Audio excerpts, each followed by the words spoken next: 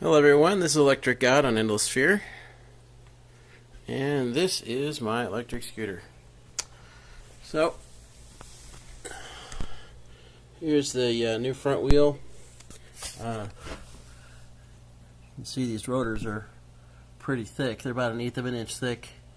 The old rotors were probably close to half that, and the new front caliper, and of course the new front wheel. Been riding for about a month, I guess, on the new front wheel, and until today, or until yesterday rather, never on the back. Oh, anyway, let's give this thing a walk around. So here's the new back wheel, same rotor on it, and of course the new 2-piston slave cylinder caliper. They work significantly better than the little dinky 1-piston one I had before, which was really too lightweight for what I was trying to do. And of course the drive side. So this sprocket, which is 50 tooth, it bolts right onto the hub, so no freewheel anymore. The freewheel works fine. Had no problems with that. But this way, with no freewheel, I can do regenerative braking. Sort of curious to see how that works out. My my chain tensioners are absolutely maxed out. They really weren't intended for for a motor of this size, and so on and so forth. So this one here, the threads inside here, which was originally a 6mm bolt, have stretched and whatnot, so I had to retap it for 1/4 inch, which is what I have in there now. Really need to buy a couple new ones of these. The chain, of course, is 219 chain, and you can see that it goes up underneath here, and there's this dip underneath here, and then goes up to the motor. So this chain tensioner is obviously on the wrong side. It's on the drive side of the chain rather than on the return side of the chain. Problem was, I couldn't get it down here. There was just simply no way to get that pulley right there down on the return side. So I had to stick it up here, and as you can see, it just clamps around this support arm. That's really all that's holding it in place, 4 bolts tightened up. But so I had to stick it on the drive side of the chain rather than on the return side. The spring that's inside here is not strong enough to keep the chain from skipping if I really crank on the throttle. So I've added this piece of string here with a spring on it, and basically all it does is provide me a little bit more tension on this arm, but as you can see, it can still move.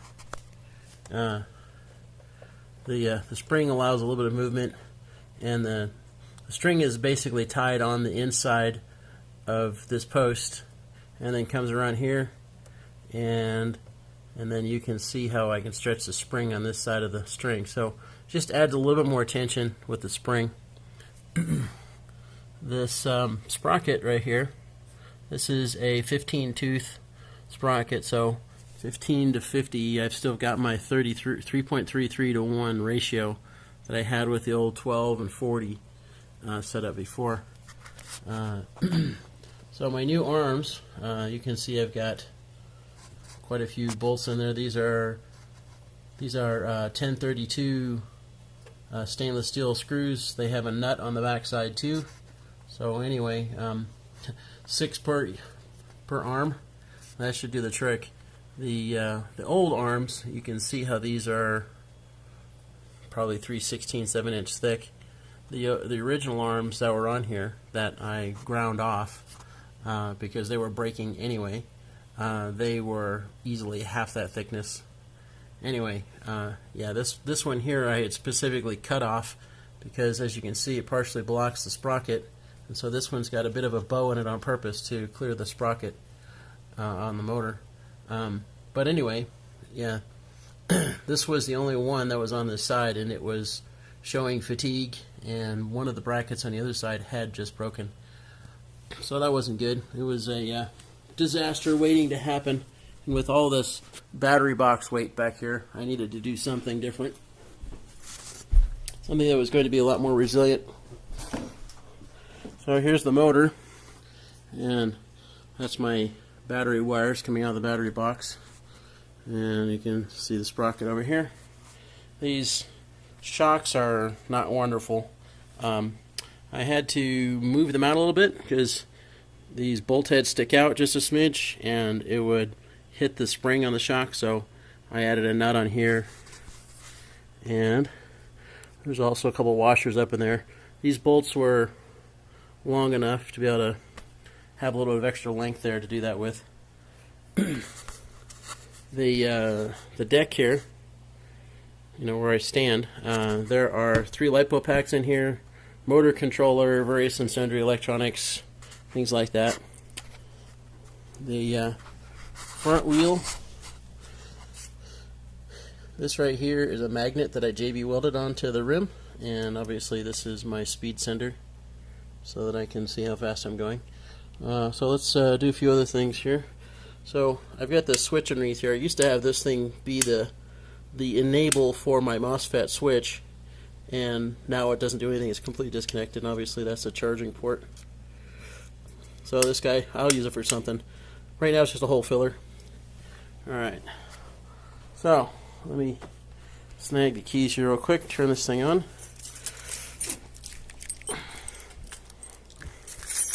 Insert the key. Stick in the ignition. She's live. Alright, so down here on the deck is a temperature gauge.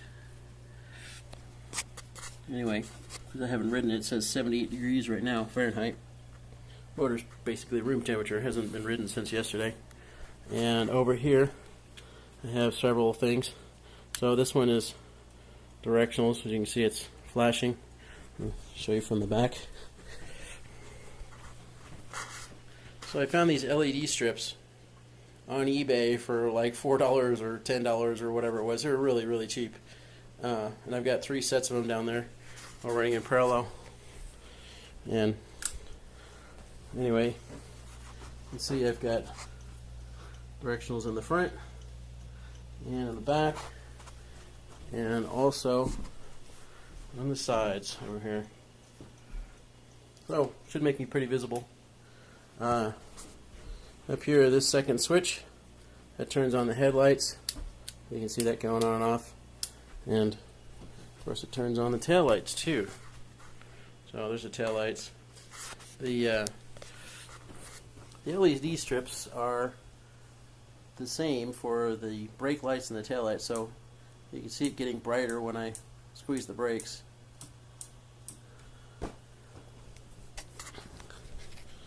Anyway, up here again, so put that bad boy off.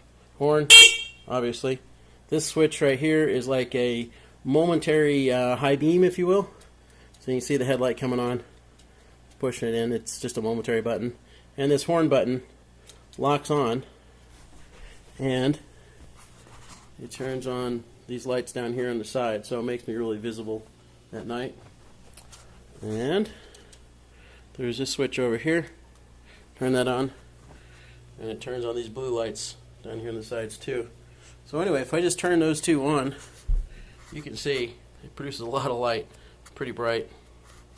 And of course with the headlights and taillights on, yeah, not so bad.